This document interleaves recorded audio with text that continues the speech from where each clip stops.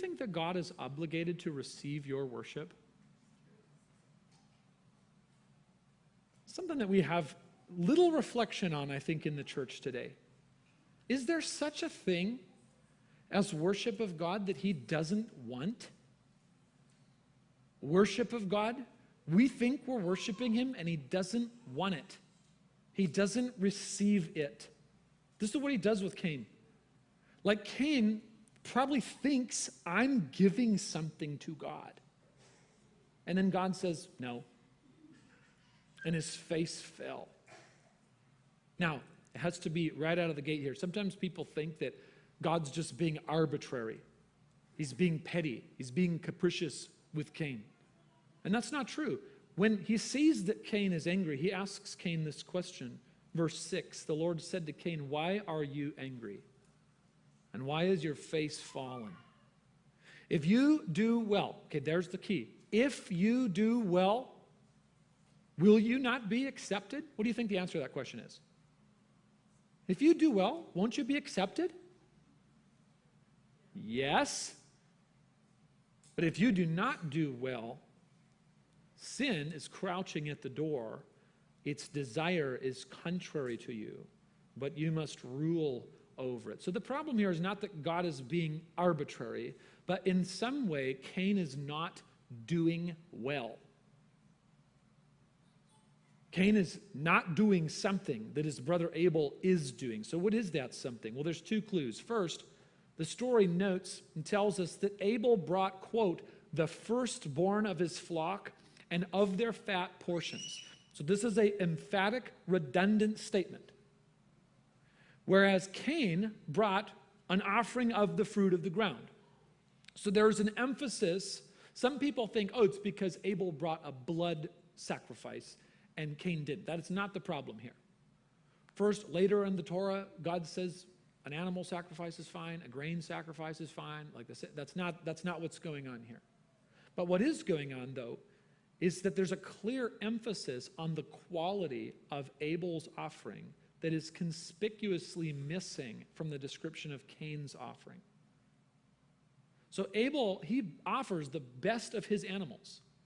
He brings to God the best of what he's got, which, if you know anything about how animals work and genetics and all of this, if you want to have the healthiest, most robust, best flock that you can have of animals, what do? Well, you would take the best ones and you have those ones breed, right?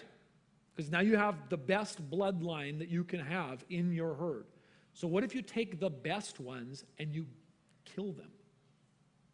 Well, you are, hypothetically at least, you're diminishing the quality of your herd. You're diminishing the quality of your flock. You're actually taking a hit there. So when Abel, this is the whole idea in the Old Testament, when people are told that you have to bring your very best to God, what it is an act of trust. It is an act of faith. It's saying, God, if I take the best of what I've got, I feel like if I invested it how I think I should, then I could do pretty well for myself. But I'm going to take the very best of what I have and I will give it to you.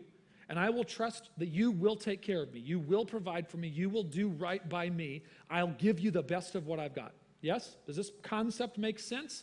So Abel demonstrates trust in God. Cain, however, offers to God some fruit of the ground. And again, there's nothing wrong with offering God grain, but the text does not tell us that Cain demonstrated the same actual love for God and trust in God that Abel did. And the New Testament authors understood it this way. The book of Hebrews says it like this, in this so-called hall of fame of faithful people. Hebrews chapter 11. It's a whole list of people in the Old Testament who had faith in God, and then we should have faith like them. And so, verse 4, by faith, Abel offered to God a more acceptable sacrifice than Cain. Now, how did he do that? By faith. So, the inspired New Testament writers understood that what's going on with Cain and Abel is that Abel has faith and gives an offering of faith, and Cain doesn't have faith. And so he gives an offering that's not about faith. And God commended him by accepting his gifts, and through his faith, though he died, he still speaks. Now, secondly, when Cain's offering was not regarded by God, he got angry. At whom, may I ask? At whom did he get angry? At himself? Not himself. His anger is directed at God and his brother. In other words, he is unwilling to entertain the idea that maybe he is the problem. Do you see that? God himself says to Cain, I don't like what you have. And Cain, rather than, okay, just to put this in like such simple terms, if God himself wrote a message in the clouds to you, and he says, you've got some problems you need to deal with, it'd be like you get angry about that and you're like, the problem's not me. Okay, but God himself is saying that it is. So you have here the example of a person, like no one can correct them. You know anybody like this? Do you know anybody where you're just absolutely convinced, even if God himself were to stand in front of this person and tell them that they're wrong, they wouldn't buy it? They wouldn't do it. And we literally see this in Cain. Cain's standing there, and God says, if you do well, will you not be accepted?